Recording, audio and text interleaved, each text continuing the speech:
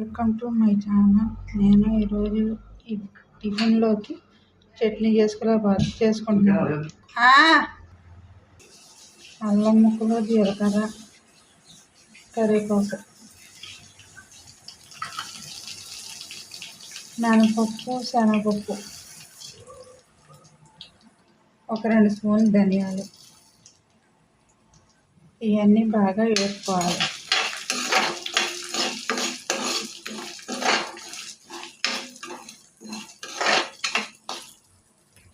దీంట్లోనే 2 ఎల్లుల్లిపాయలు,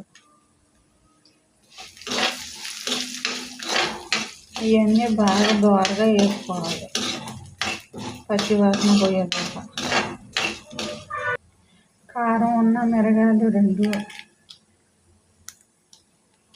కారం లేని మిరగాయలు 2.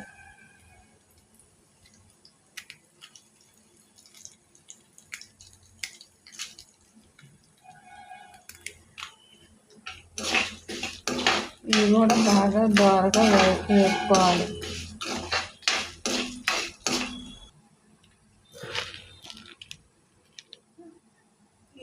ఈ స్పూన్తో 2 స్పూన్లు బెల్లం, కొద్దిగా చింతపండు, తగినంత ఉప్పు. ఇవన్నీ బాగా వేగినాయి. స్టవ్ బంద్ చేసుకొని దింపేసుకుంటాం.